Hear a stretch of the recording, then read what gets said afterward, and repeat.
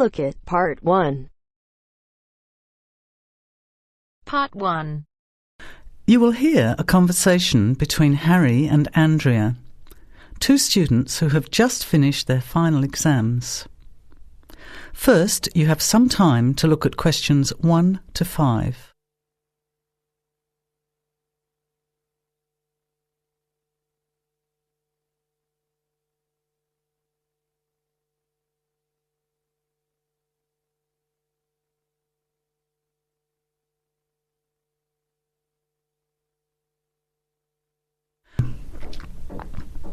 Listen carefully to the conversation and answer questions 1 to 5. Hi Andrea, how are you feeling now that exams are over? It's fantastic to have finished, isn't it? And to sleep in every morning. What about you?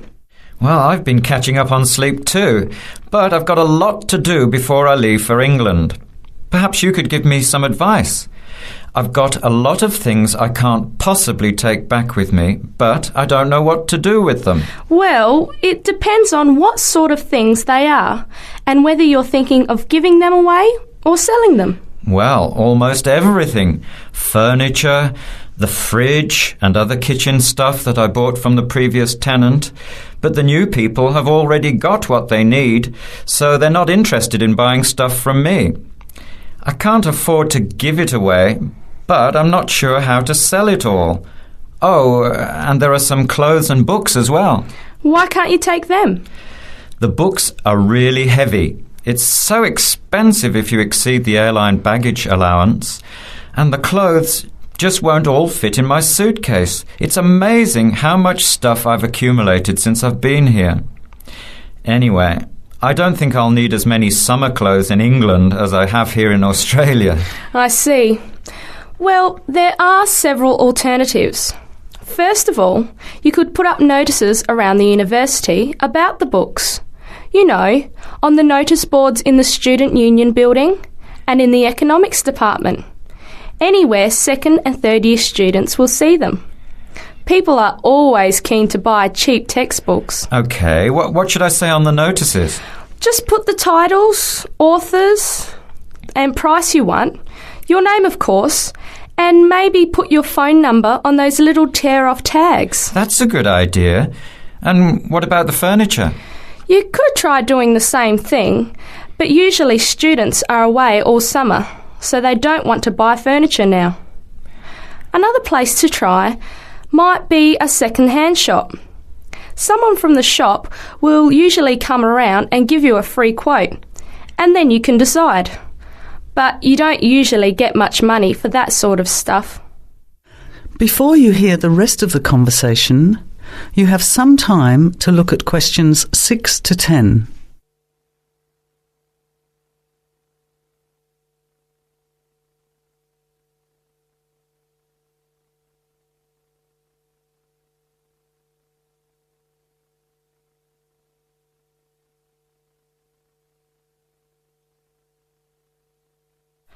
Another alternative is to put an advertisement in the Trading Post. Do you know that paper? It comes out every week advertising things people want to sell. You have to pay to put the advert in and then hope people phone. Give them as much information as possible, and if they're interested, invite them to come and have a look.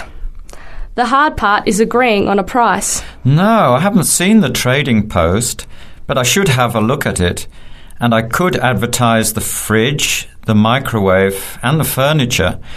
But the kitchen stuff isn't really that good. You know, old cutlery, a few pots and pans and some plates and things. What shall I do with them? Well, another option is to donate the kitchen things to a charity shop. You know, like the Salvation Army or St. Vincent de Paul. Why don't you get a second-hand shop to give you a quote first? Yes, I could do that. Find out how much they'll give me and then decide whether to sell them or give them away. But I've still got the clothes. A charity shop will take them too, as long as they're in good condition. And even though you don't get any money, at least you know that someone who really deserves some help has benefited. That's a good point. I'll advertise the expensive stuff. the furniture, and donate the clothes and kitchen stuff. Let's go and buy a trading post and you can help me write the advert. Well, actually, I'm interested in buying the fridge and the microwave, depending on the price, of course. OK, let's see how good you are at bargaining. That is the end of part 1. You now have half a minute to check your answers.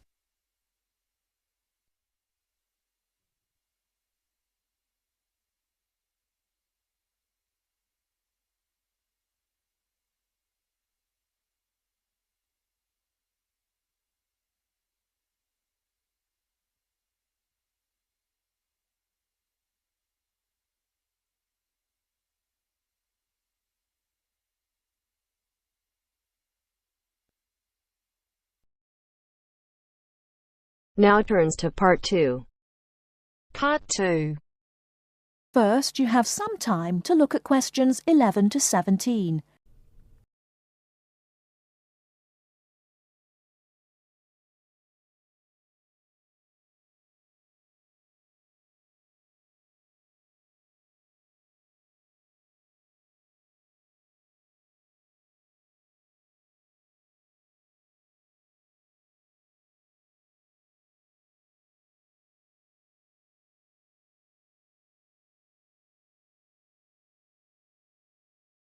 Now, listen carefully and answer questions 11 to 17. Good afternoon, everyone, and welcome to this short talk on the subject of fireworks. Now, fireworks, as I'm sure many of you know, were invented in China, though there has long been disagreement as to exactly when, or even in which century. The consensus nowadays, though, is that it was in the 6th, as there is considerable evidence of war rockets being made then. We also know that fireworks were in use by the 7th century in Arabia, where they were called Chinese arrows, reflecting their military potential. It then took a long time for them to spread to Europe. In fact, it wasn't until the 1200s that fireworks made their appearance there.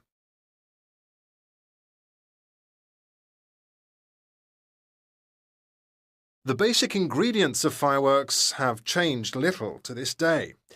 Their explosive capacity comes mainly from black powder, also known as gunpowder, which is produced from a mixture of charcoal, sulfur, and potassium nitrate. A modern aerial firework, the kind used nowadays in big public displays, not the small rocket type that you might remember from your childhood, is normally made in the form of a shell, often a sphere about the size of a peach. Inside the shell are a number of stars, surrounded by black powder, and running through the centre of the round shell is a charge that makes the firework explode when it reaches the desired altitude. This is known as the bursting charge. When this explodes, it ignites the outside of the stars, which begin to burn with bright showers of sparks.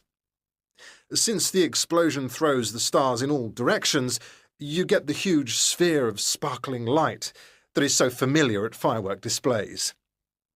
A shell of this kind is launched from a 75mm diameter mortar, which in some ways resembles the type used by the military. The mortar is a steel, or increasingly for safety reasons, shatterproof plastic pipe. This is likely to be 500mm long and sealed at one end. The other end is aimed at the sky, and at the bottom of the pipe, below the shell, is placed a cylinder containing black powder. This has a long fuse, which projects out of the tube. When this is lit, it quickly burns down to the lifting charge, which explodes to launch the shell. In so doing, it also lights the shell's fuse.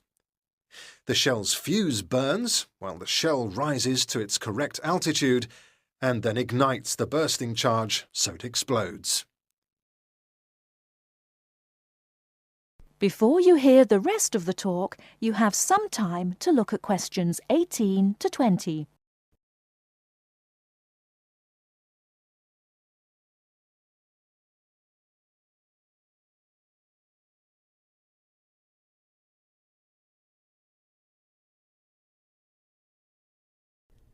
Now listen and answer questions 18 to 20. More complicated shells are divided into sections and burst in 2 or 3 phases. Shells like this are called multi-break shells. They may contain stars of different colours and compositions to create softer or brighter light, more or less sparks, etc. Some shells contain explosives designed to crackle in the sky, or whistles that explode outward with the stars. The sections of a multi-break shell are ignited by different fuses, and the bursting of one section ignites the next.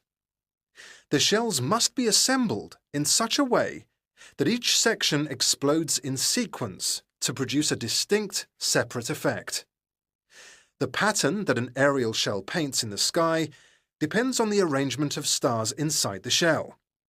For example, if the stars are equally spaced in a circle, with black powder inside the circle, you will see an aerial display of smaller star explosions equally spaced in a circle.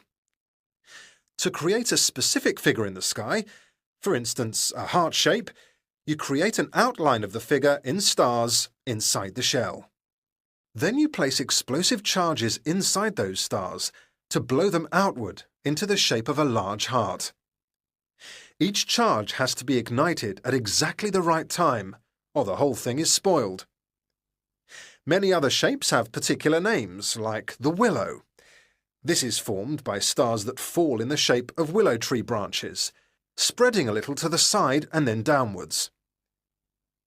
The high charcoal composition of the stars makes them long burning, so they may even stay visible until they hit the ground.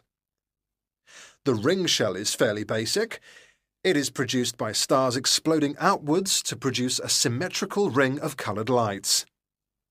More complex is the pattern created by the palm, which contains large comets or charges in the shape of a solid cylinder. These travel outwards, explode and then curve downwards, like the limbs of a palm tree. The serpentine, the last one for now, is different again. When this one bursts, it sends small tubes of incendiaries scattering outwards in random paths, which may culminate in exploding stars. It can be quite spectacular. That is the end of part 2. You now have half a minute to check your answers.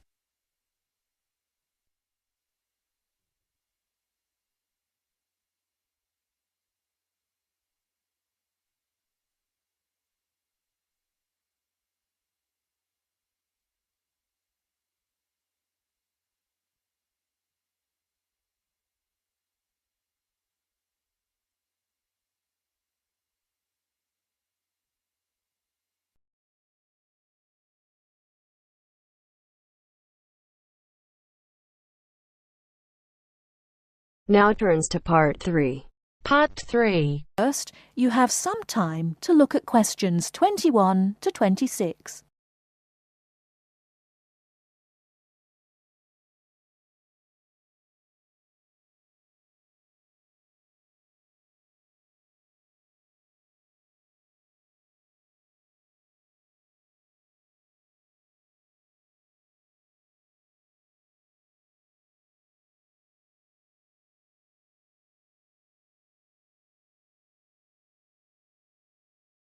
Now listen carefully and answer questions 21 to 26.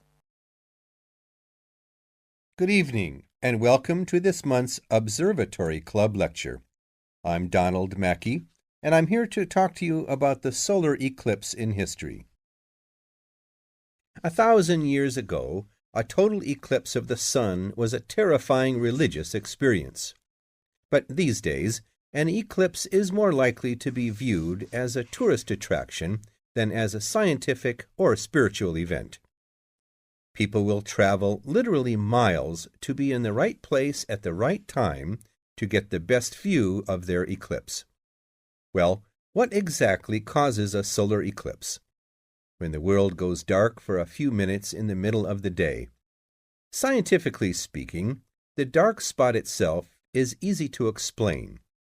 It is the shadow of the moon streaking across the earth. This happens every year or two, each time along a different and, to all intents and purposes, a seemingly random piece of the globe. In the past, people often interpreted an eclipse as a danger signal heralding disaster, and in fact, the Chinese were so disturbed by these events that they included among their gods one whose job was to prevent eclipses. But whether or not you are superstitious, or take a purely scientific view, our earthly eclipses are special in three ways. Firstly, there can be no doubt that they are very beautiful. It's as if a deep blue curtain had fallen over the daytime sky as the sun becomes a black void surrounded by the glow of its outer atmosphere. But beyond this, total eclipses possess a second, more compelling beauty in the eyes of us scientists, for they offer a unique opportunity for research. Only during an eclipse can we study the corona and other dim things that are normally lost in the sun's glare. And thirdly, they are rare. Even though an eclipse of the sun occurs somewhere on Earth every year or two, if you sit in your garden and wait, it will take 375 years on average for one to come to you. If the moon were any larger, eclipses would become a monthly bore. If it were smaller, they simply would not be possible. The ancient Babylonian priests, who spent a fair bit of time staring at the sky, had already noted that there was an 18-year pattern in their recurrence, but they didn't have the mathematics to predict an eclipse accurately. Before you hear the rest of the talk, you have some time to look at questions 27 to 30.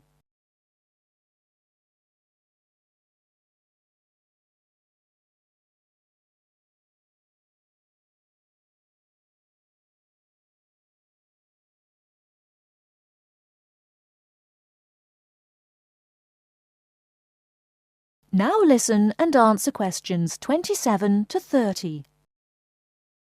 It was Edmund Halley, the English astronomer, who knew his maths well enough to predict the return of the comet, which incidentally bears his name, and in 1715 he became the first person to make an accurate eclipse prediction. This brought eclipses firmly into the scientific domain, and they have since allowed a number of important scientific discoveries to be made. For instance, in the eclipse of 1868, two scientists, Janssen and Lockyer, were observing the sun's atmosphere, and it was these observations that ultimately led to the discovery of a new element. They named the element helium after the Greek god of the sun. This was a major find because helium turned out to be the most common element in the universe after hydrogen. Another great triumph involved mercury. I'll just put that up on the board for you now. See, there's Mercury, the planet closest to the sun. Then there's Venus, Earth, etc. For centuries, scientists had been unable to understand why Mercury appeared to rotate faster than it should. Some astronomers suggested that there might be an undiscovered planet causing this unusual orbit, and even gave it the name Vulcan. During the eclipse of 1878, an American astronomer, James Watson, thought he had spotted this so-called lost planet. But alas for him, he was later obliged to admit that he had been wrong about Vulcan and withdrew his claim. Then Albert Einstein came on the scene. Einstein suggested that rather than being wrong about the number of planets, astronomers were actually wrong about gravity. Einstein's theory of relativity, for which he is so famous, disagreed with Newton's law of gravity in just the right way to explain Mercury's odd orbit. He also realized that a definitive test would be possible during the total eclipse of 1919, and this is indeed when his theory was finally proved correct. So there you have several examples of how eclipses have helped to increase our understanding of the universe. And now let's move on to social.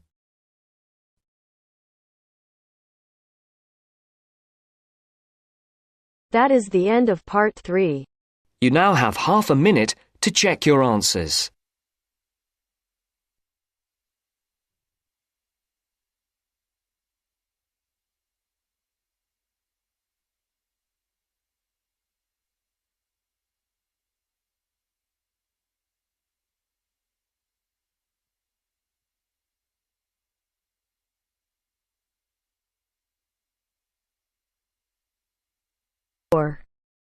Part 4. You are going to hear a lecture about dorm rooms. First, you have some time to look at questions 31 to 40.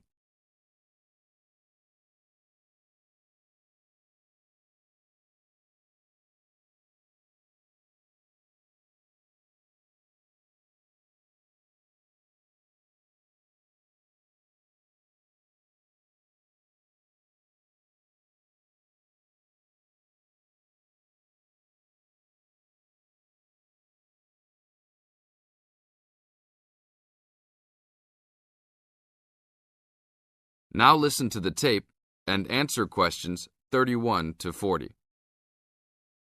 Welcome to your new home for the upcoming year.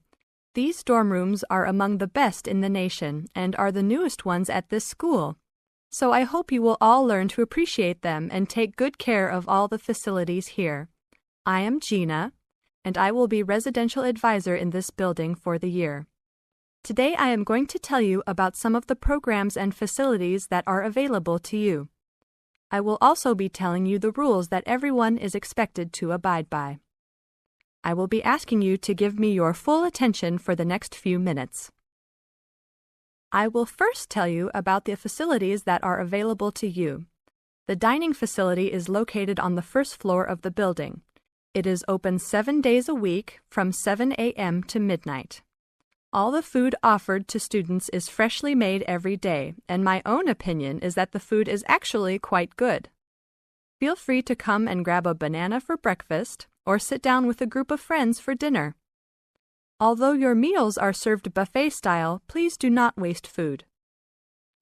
All students are expected to clean their own tables after meals.